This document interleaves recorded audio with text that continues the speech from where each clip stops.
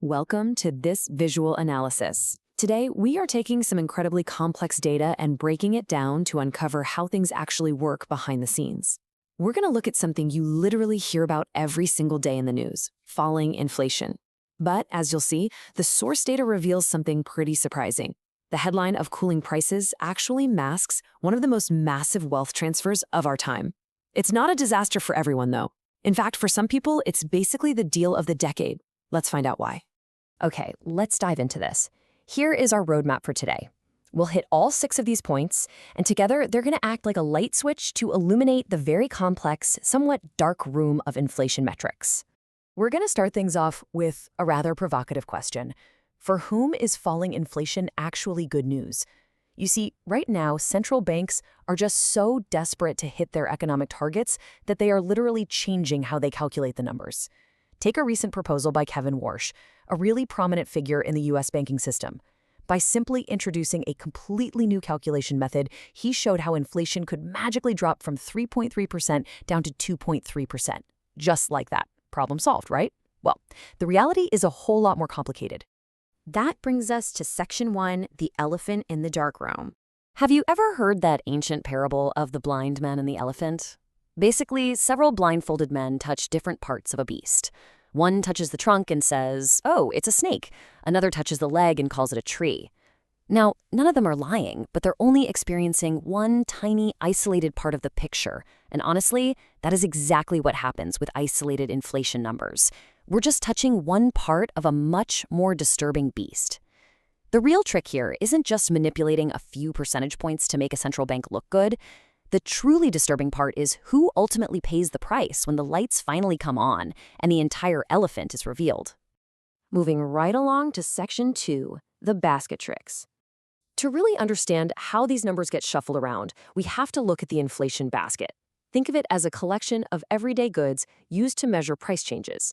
Well, governments constantly alter this basket to make their targets easier to hit. Back in 1983, the U.S. literally just removed actual house prices from the basket and replaced them with a fictitious estimate. Why?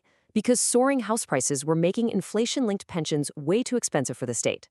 Then in 2003, Gordon Brown in the UK completely excluded mortgage costs, which instantly dropped measured inflation and really helped the Bank of England hit their targets. And in 2017, the U.S. quietly changed the tax bracket index, which smoothly pushed people into higher tax brackets without them even realizing it. In every single one of these changes, there is always a winner and a loser. Now, what's really interesting about this next slide is Section 3, the invisible tax. Because even if an inflation number is mathematically perfect, the exact same rate does not mean the same price tag for you as it does for your neighbor. Look at this incredibly famous quote from former Federal Reserve Chairman Ben Bernanke. "Inflation, unlike unemployment, affects everyone." Now, that sounds super fair, right? Very democratic.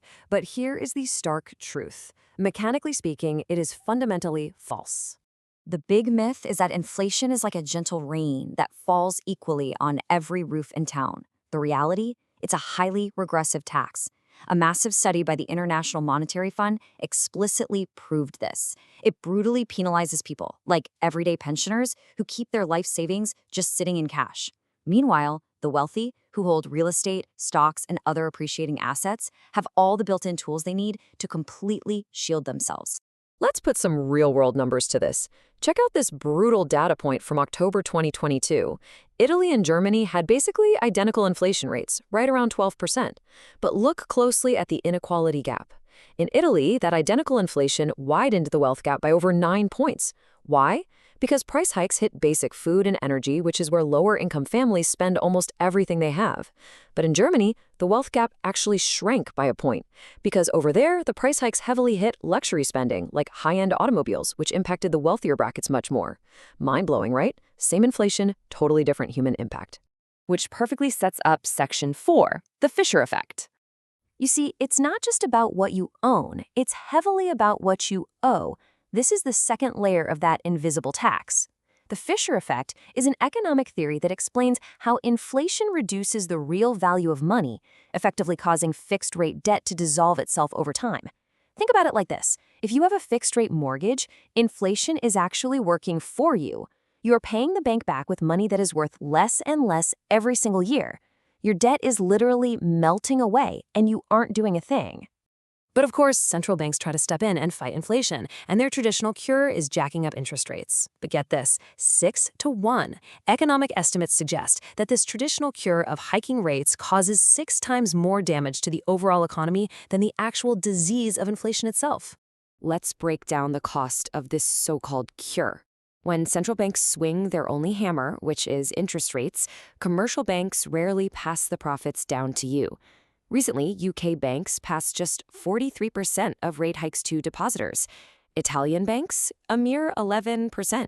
And historically speaking, when Paul Volcker famously raised rates to 19% at the Fed in 1980, yeah, inflation did come down, but the result was an absolute wave of bankruptcies and a massive debt crisis. It crashed entire sectors. The cure often breaks the patient. Section 5. The false myth of greed. Now, when prices go up, it is incredibly natural to just get angry and blame greedy corporations. We all do it. But stopping there misses the deeper mechanical truth. Imagine a company's production costs rise from 100 to 120 because of an energy shock. So they raise their prices just to maintain their exact same percentage profit margin. Now, their total profit in actual currency might double, but their margin hasn't moved an inch. That's just surviving. That's passing the buck. True greed, price gouging, is raising the actual profit margin percentage itself. And the data shows that really only happens in monopolies, where there's a distinct lack of competition. So the crucial point is, what do we do about all this? Section 6, how to defend your money. We've flipped the lights on in the dark room, we've seen the whole elephant, and we know all the tricks. So how do you position yourself? Well, here are 3 highly actionable steps derived straight from the data. Step 1, stop leaving cash idle in bank accounts. Inflation is silently eating it alive in there. Step 2, lock in fixed-rate mortgages. In a world of volatile rates, it is an incredible silent bet in your favor. And step 3, invest in assets like global equities and inflation-linked bonds. Listen, inflation doesn't ask for permission. It simply decides the winners and the losers based entirely on what you own and how you hold it. Which brings us to one final, absolutely vital question. Which side of the inflation number are you on? The system is mechanically designed a certain way, and I promise you, yelling at the evening news is not going to change the mechanics of it. But truly understanding it, that changes everything. It's time to stop being a passive participant and start actively moving yourself to the right side of this incredible wealth transfer. Thank you so much for joining me for this visual analysis. I really hope it empowers you to navigate your financial future with total clarity.